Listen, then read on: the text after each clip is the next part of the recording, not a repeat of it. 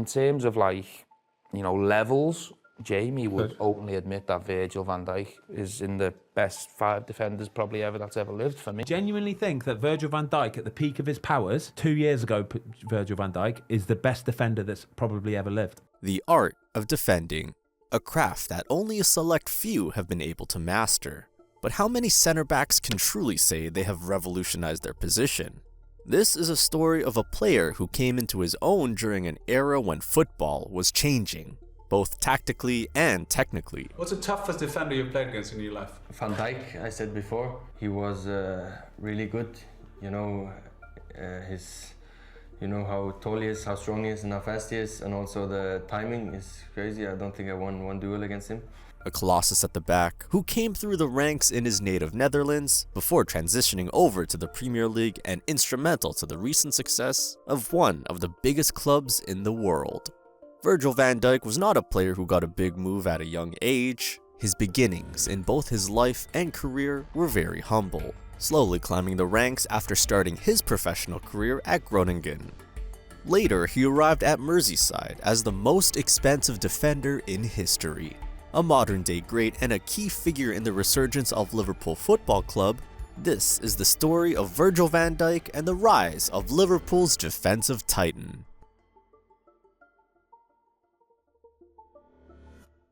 Virgil is not merely a defender, he's a player who optimizes what the perfect modern center back should be. Fast, strong, athletic, and technically exceptional. Liverpool's skipper has established himself as one of the greatest defenders in the club's history since he joined in 2018. Centre forward, I look at him and think, what do you do against him? He's bigger than everyone, he's faster than everyone, he's stronger than everyone, he's brilliant on the ball, he scores goals, I've never seen anything like it. But before all the glory and fame that came after becoming the best defender in the world, Van Dijk was just a young child with big dreams and aspirations. Van Dijk was born in Breda, the southern part of the Netherlands, to a Dutch father and a Surinamese mother in 1991. After the separation of his parents, Van Dijk spent time living separately with both before permanently settling at his mother's house. With a passion for football embedded within him from an early age, Van Dijk played casually in his youth, representing WDS 19 and Willem II as a junior football player, before his talent was spotted by Ronald Koeman's father, Martin, who gave Van Dijk his first big break, bringing him to Groningen. Now, you may be thinking, surely a defender with the ability of Virgil van Dijk would walk into an average Eredivisie side. Well, think again, because the beginning of his career in green and white wasn't all plain sailing. After initially struggling to nail down a spot in the first team, he eventually showed everyone the ability he had. Making his debut in 2011, Van Dijk came off the bench in a 4-2 win over ADO Den Haag. He featured again against the same opponent days later in the second leg of a Europa League playoff match. Groningen had lost the first leg 5-1 and looked beaten before the opening whistle of the reverse fixture. As the game went on, it was Van Dijk's defensive astuteness that caught the eye of Koeman as he watched on from the sideline. Pieter Hoekstra, the manager at the time, made an interesting decision to deploy Virgil as a striker for his first professional start. However, the unexpected tactical decision proved to be a stroke of genius and very nearly resulted in a famous comeback. Van Dijk scored 2 goals, one from a free kick and one from open play, also chipping in with an assist. Groningen had flipped the tie on its head, winning 5-1 against the team who hammered them via the same scoreline in the first leg. They were eventually beaten on penalties, but Van Dijk had announced himself on the professional stage. By the end of the 2012-13 season, the Dutchman was one of the first names on the team sheet and had become a fan favorite at Groningen. Despite enjoying some special moments, Van Dijk would not be remembered for his time in Holland. In fact, his story was only just beginning. In the summer of 2013, Glaswegian giant Celtic came knocking. Van Dijk signed for Celtic for a bargain of £2.6 million. Coming into his own, he held down a position in the first team for the entirety of his career with the boys, winning back-to-back Scottish Premier League titles and a Scottish League Cup. He was playing for the best team in the country, but the reality was that the ceiling in Scottish football is only so high. Their old foes over the border in England possessed far more depth and career prospects for a player at the level, and the 24-year-old Dutch sensation had a big decision to make. Honestly, he was amazing at Celtic. Like, just get on the ball and he would just too easy for him. Yeah. And then just a top player. Like, really good guy as well. After a defeat in the 2015 Europa League playoff round to Malmo, Van Dijk admitted that he was interested in a move away from Celtic, and there were certainly many teams interested in acquiring the rising star. 2 years, 2 league titles, a domestic double, and 15 goals later, Van Dijk had been a key player for one of the biggest clubs in British football.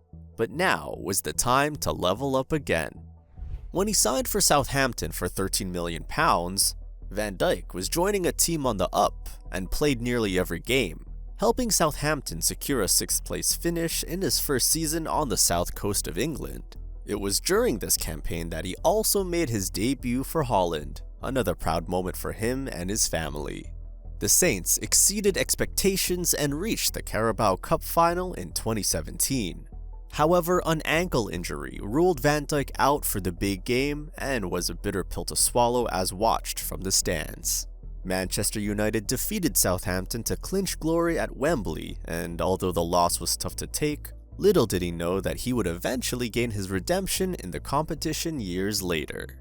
Bouncing back from injury, Van Dijk continued to impress, and Southampton finished 8th, a remarkable achievement for the club. Playing Premier League football was a dream come true, but at Southampton, he ultimately wouldn't have the pieces around him to fulfill his potential. Now, a gargantuan of English football was vying for his signature. Liverpool needed a centre-back. But the biggest problem Liverpool really had before Van Dijk was that centre-half position. The defence was always shaky, and since he's come in, that whole defence, the whole style of team has just been so much stronger and just so much more assertive. When Van Dijk joined Liverpool in January 2018, the club were desperate for a world-class defender. They had come close to Premier League glory in 2014, but their defence ultimately let them down. Liverpool were no longer the force they once were, but under the stewardship of Jurgen Klopp, they were building themselves back.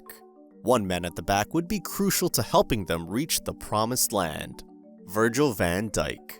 Van Dijk did not just add defensive stability, he brought leadership and a confidence that rubbed off on his new teammates. Liverpool were finally exceeding expectations, and after defeating the likes of Manchester City and Roma, they reached the final of the 2018 Champions League.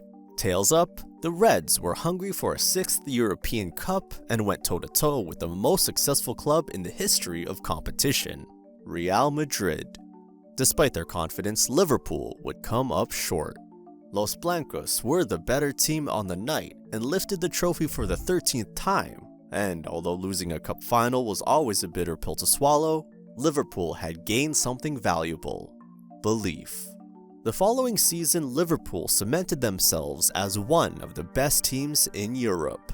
The Premier League had reached a standard never seen before.